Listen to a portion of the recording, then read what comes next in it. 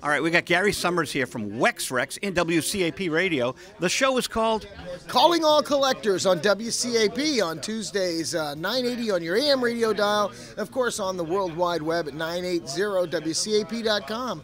I am the king of pop culture, as you may know. You are. I know the value of 100,000 useless objects, and if you call into my show, you can actually do a psychic appraisal. I can tell you what your stuff's worth without even seeing it. I'm that good. Gary, I have to thank you for that great interview with Bobby Hebb. Thank you for doing that. Bobby was a great guest. He opened up to us, and I've never heard him talk or seen any interviews with him talking about his experiences with the Beatles and on tour and all that stuff. It was a great experience. Thank you for making that happen. Oh, you know, Bobby loved radio, and Bobby always said we're very respectful to everyone on radio that cares. So when I'd hear Sonny, we'd send a thank you to Jackie Ankley's at, North Shore 104. And Paula Street, anyone playing Sonny would get a thank you from Bobby immediately because he respected that you people care. Back in the day when he broke, if it wasn't for radio, no one would have known who Bobby Hebb was. He would have been opening on the Beatles concert, and no one would have known except for, at the time, when he was on tour with the Beatles, Sonny, his song was topping the Beatles on the charts, and yet he was opening up for the greatest band ever. You know, I heard the concert in Canada, and when he came out and did Sonny, it was like a response to the Beatles. It was that big.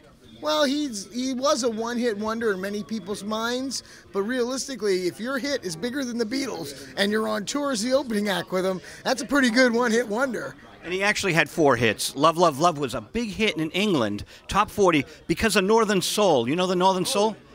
6 years later from the Sonny album, this song went into the top 40, A Satisfied Mind Here. And he wrote the Grammy-winning song for Lou Rawls, A Satisfied Mind. No.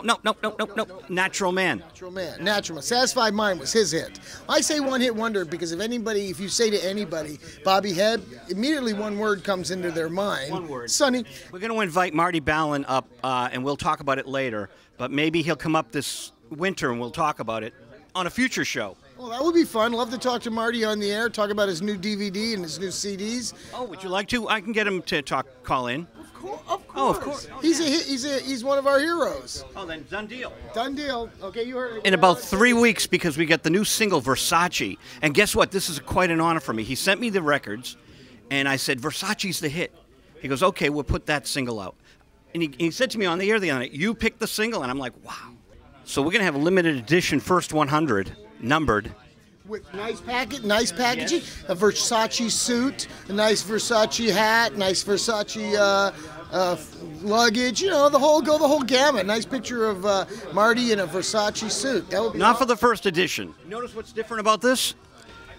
No. The lead singer of the Jefferson Starship took the photo. Well, what's different about the photo? It's from the back. Right. Isn't that great? It's blurry. It looks like my album cover. Well, he does the classics. He does his hits.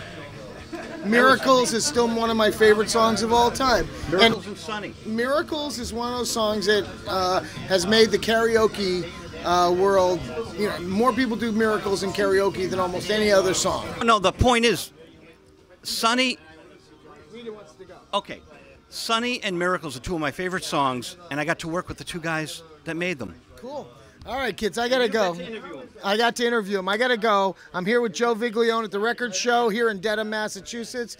Listen to me on WCAP 980 on your AM radio dial every Tuesday, and you can call in and get a psychic appraisal. Go to my website, allcollectors.com, ALLCOLLECTORS.com. Know more about what's going on.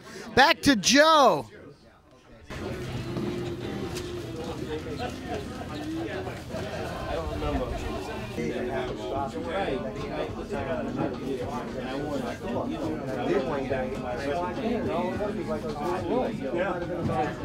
Compared to the walls.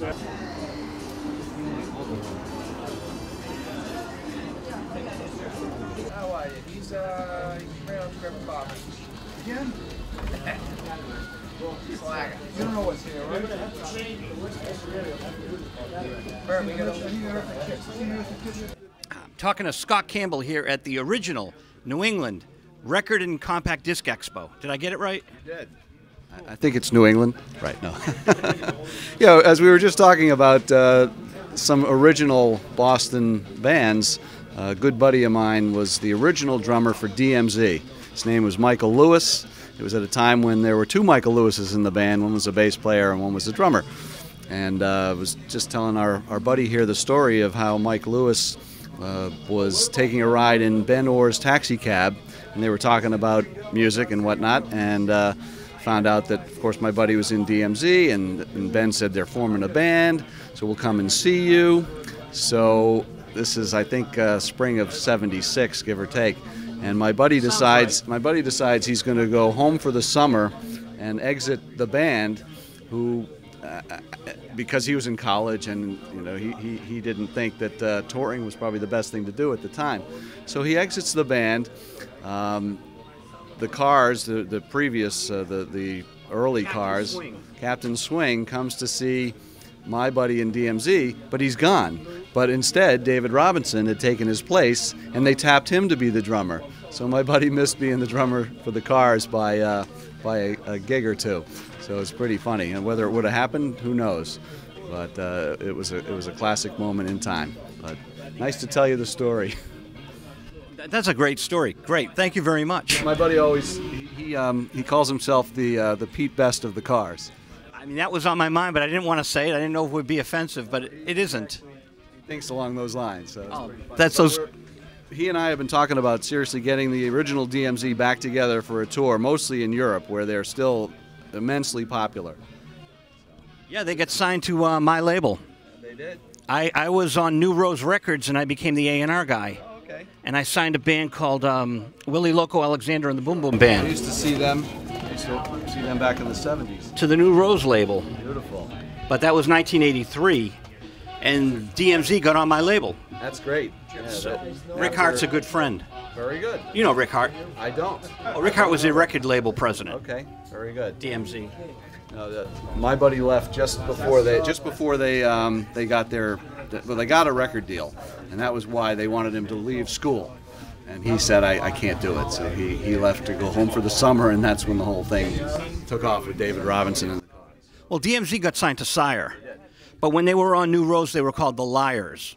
Right. They changed their name. Yeah, Jeff obviously has had several great bands, the Liars included, and I just picked up a great Liars disc today, as a matter of fact. Which one? It's a special deal. I like When I Get Off, which is a Liars DMZ EP. It's a special box set. See? Beautiful. Help You Ann, my favorite tune from the Liars.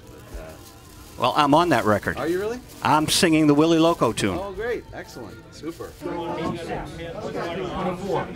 Yeah. Well, I remember when he got the car. Can you talk on camera? We've been getting great interviews. We've been getting great interviews.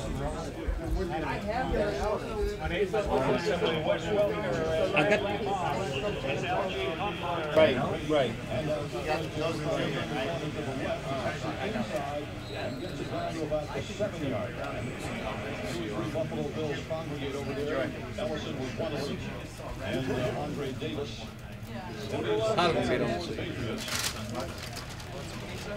Amazing.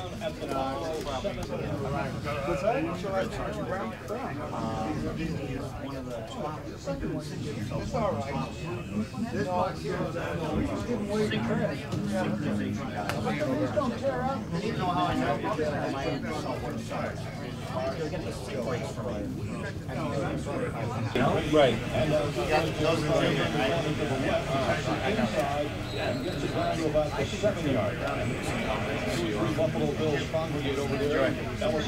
Gary Lewis, great song. I love Everybody Loves a Clown. Produced by the great Snuff Garrett, who did Share Records. I would imagine that Leon Russell is arranging this stuff. Yep, arranged by Leon Russell. He probably played piano on it. Oh, my friend Kim Carnes, Voyeur. Kenny Rogers and Dolly Parton. Great, one of my favorite records, Islands in the Stream.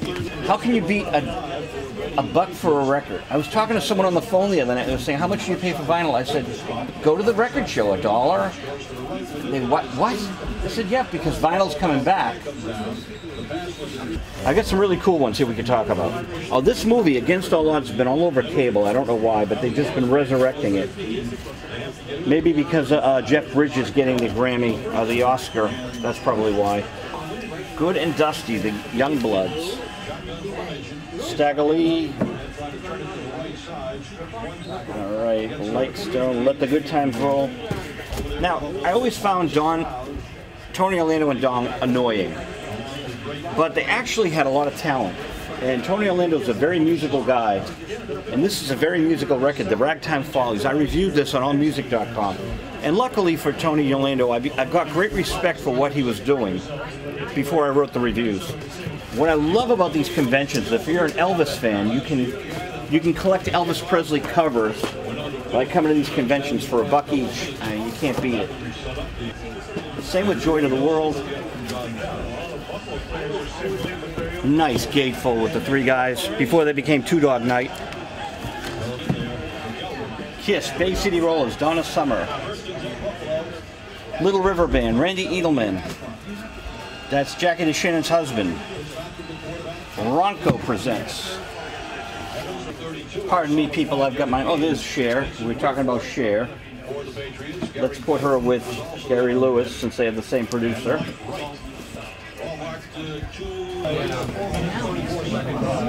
Momented by Brady's 7-yard touchdown pass to Randy Moss, and it's a number 2 Adrian Williams with 5:14 to go here in the first quarter. Stowski once again.